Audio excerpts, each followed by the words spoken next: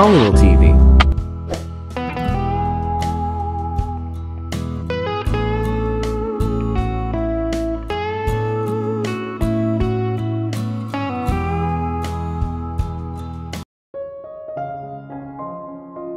Hindi na ako tumalikod at lumingon para kumpirmahin ang inaakala ko, pero alam kong nandoon siya.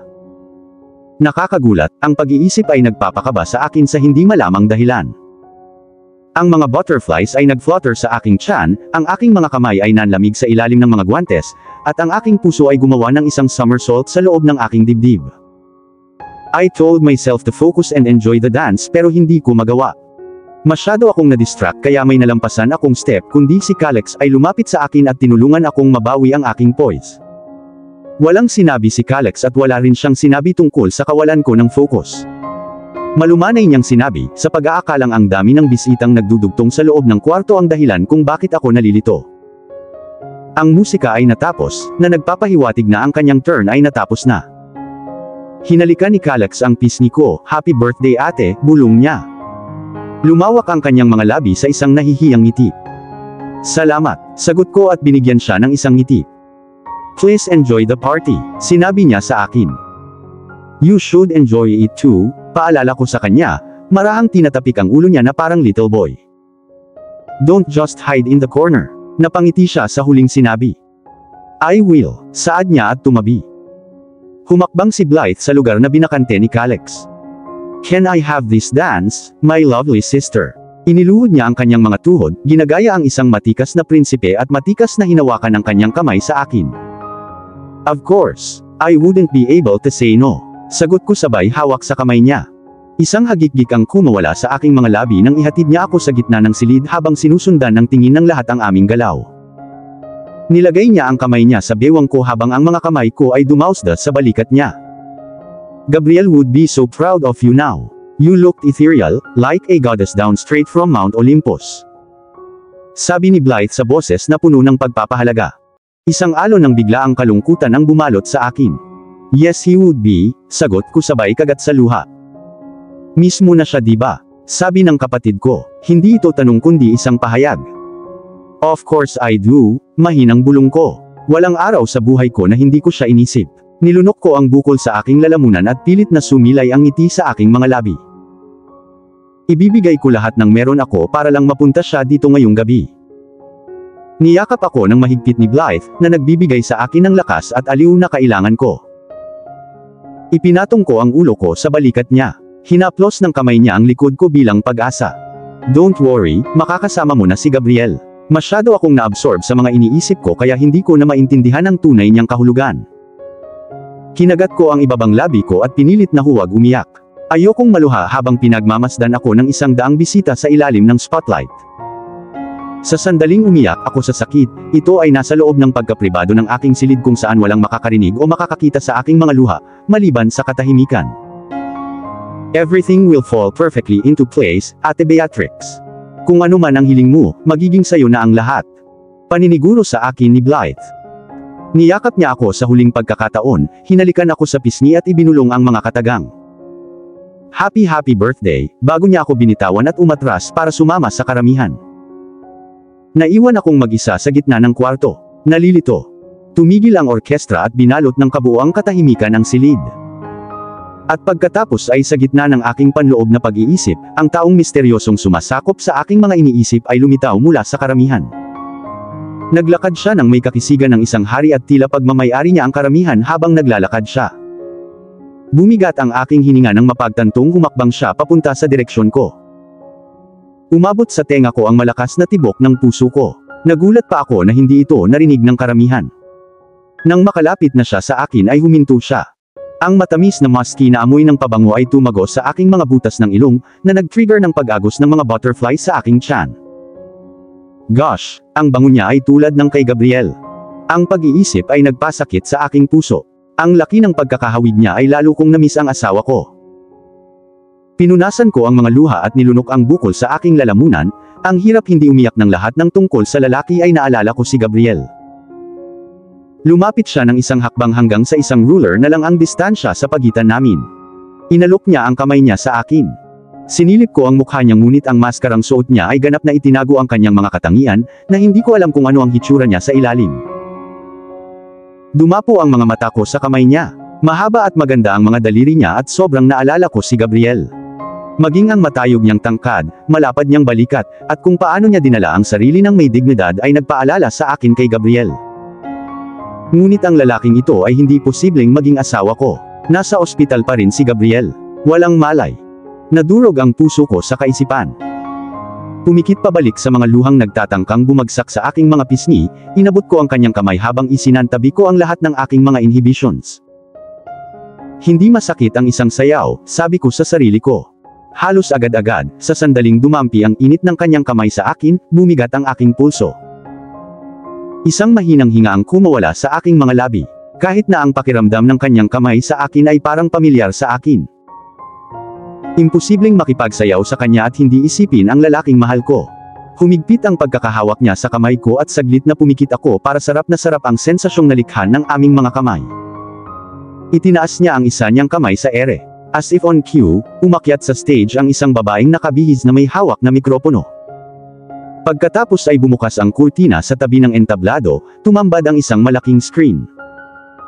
Habang nagsimulang tumugtog sa background ang instrumental ng paborito kong kanta, isa-isang nagplay sa screen ang mga wedding pictures ko. Ang malambot na nostalgic na tunog ng There You'll Be, na pumupuno sa silid, na nag-trigger ng mga nostalgic memories to flash. Kinuha ng kanyang mga kamay ang kamay ko, at inilagay niya ito sa kanyang leeg kung saan ito dapat. Pagkatapos ay dumausdas ang mga braso niya sa bewang ko at hinila ako palapit sa dibdib niya hanggang sa walang makadaan na hangin sa pagitan namin. Napapikit ang mga mata ko, dahil sa nakakapawing init ng kanyang katawan. Hindi lang Gabriel ko ang amoy niya at kamukha niya physically. Parang si Gabriel din ang haplos niya. Ang pag-iisip ay nagpatulo ng luha sa aking mga mata. When I think back on these times, and the dreams we left behind, I'll be glad cause I was blessed to get to have you in my life. When I look back on these days, I look and see your face, you were right there for me. Nagsimula ng kumanta ang singer. Nakapikit pa rin akong nakinig sa lyrics ng kanta habang dahan-dahan kaming gumagalaw sa ritmo ng kanta. Paboritong kanta iyon ni Gabriel at ganoon din sa akin. Mas lalo lang tumindi ang pananabik ko sa kanya nang marinig ko itong tumugtog. Kung nandito lang siya wala na akong mahihiling pa. Ang aking birthday ay magiging higit sa perpekto. Nandito ang buong pamilya ko at gayon din ang mga anak ko.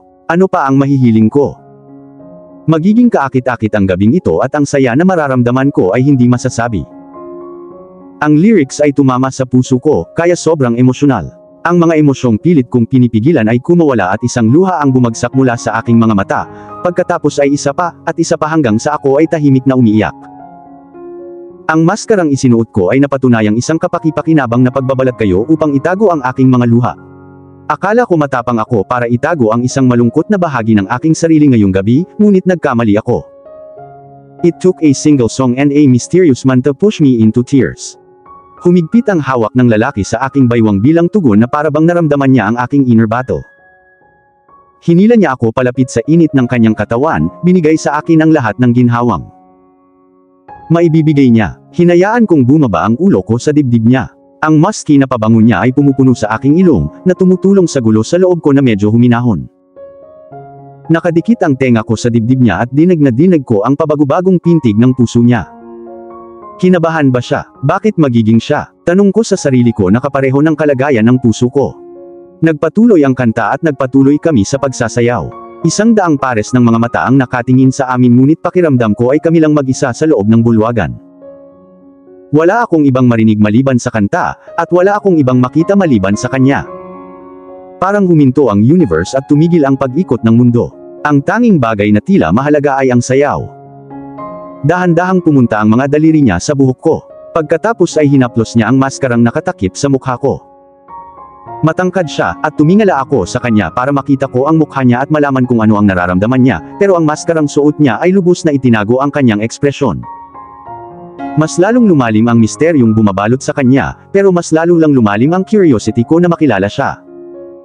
Nang tanggalin niya ang maskara ko sa mukha ko, hindi na ako tumutol.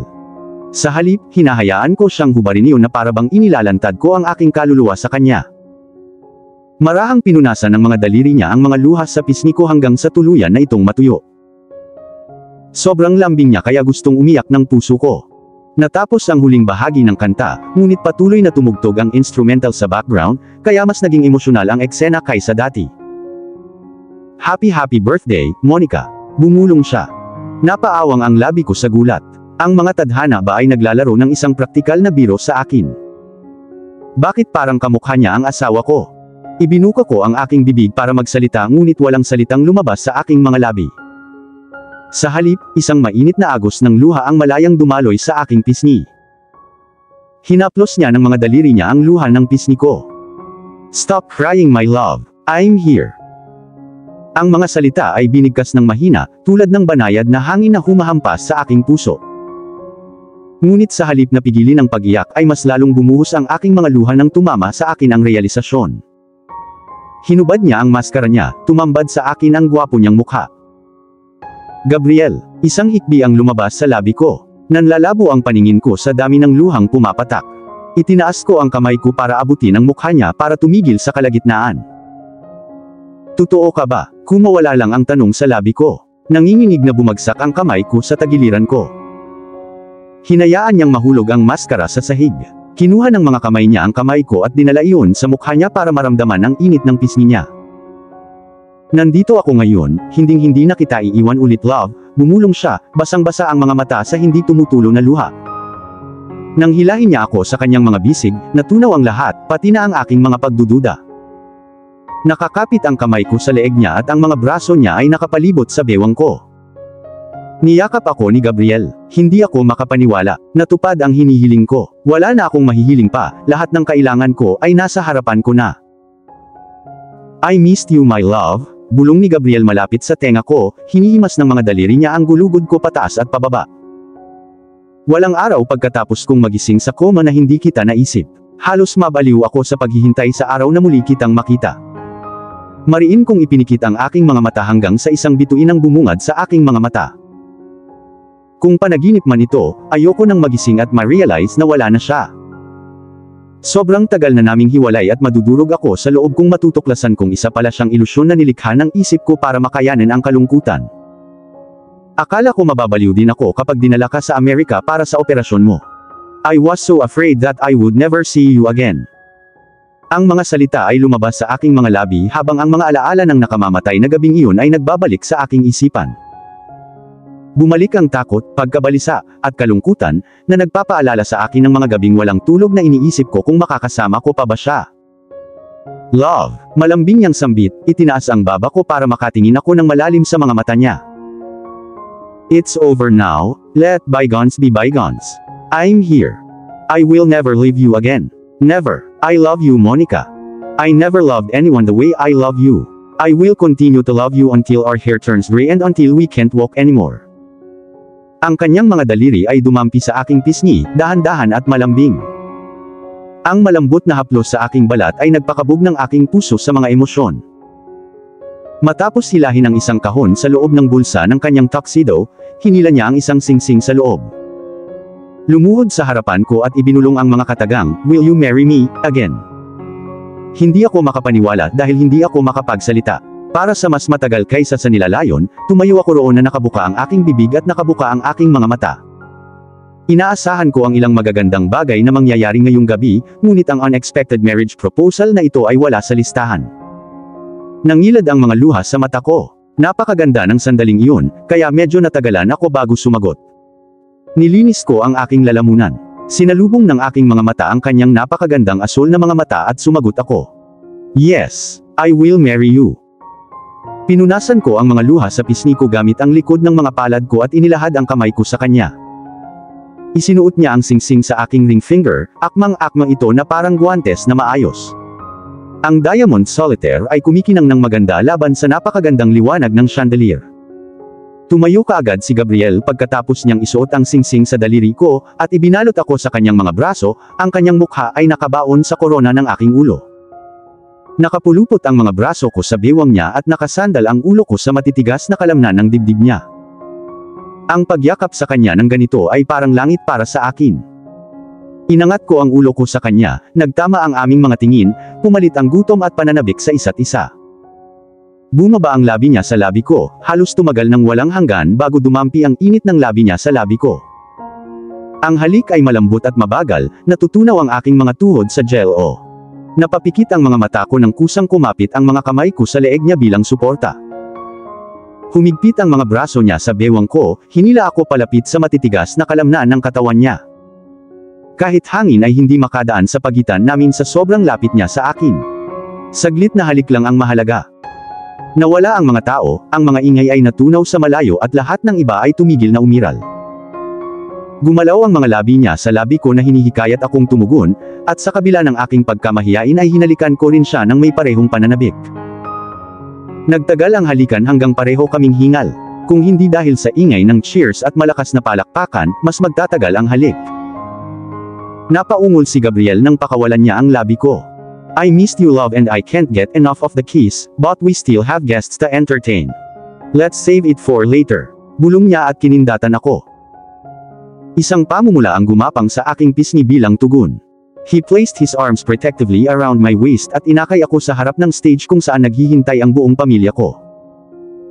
Binabati kami ng mga cheers at congratulations hindi lamang ng aking pamilya kundi mula sa dagat ng mga panauhin. Hindi napigilan ni Gabriel na mapangiti, pinapakita sa lahat kung gaano siya ka-proud sa sinabi kong yes. Ako naman ay hindi ko mapigilang mapangiti na parang baliw. Sobrang surreal ng feeling na kasama ko siya sa birthday ko na para akong lumulutang sa ere. Nawala sa isip ko kung ilang kamay ang nahawakan ko at kung gaano karaming halik ang natanggap ko sa pisngi ko. Natitiyak ko pa na wala sa mga bisita ang magtatagal sa aking alaala kapag natapos na ito. Nang tuluyang mawala ang mga taong nakapaligid sa amin, si Lucas Nicolas, ang matalik na kaibigan ni Gabriel ay humakbang papunta sa direksyon namin.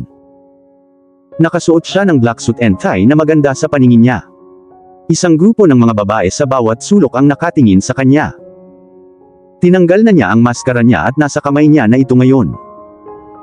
Nakakainis talaga yung maskara and speaking of it, I wonder kung saan namin iniwan yung sa amin. Malamang nakalagay ito sa sahig. Congratulations Gabriel, sabi ni Lucas, huminto. For the first time, nakita kong ngumiti ang matalik na kaibigan ni Gabriel. Medyo nag-stretch ang muscles sa mukha niya, na nagbibigay sa kanya ng boyish look. Lumingon siya sa akin, lumawak ang ngiti sa labi niya. Congratulations, Monica, idinagdag niya. You will be the best man at our wedding, informed ni Gabriel sa kanya.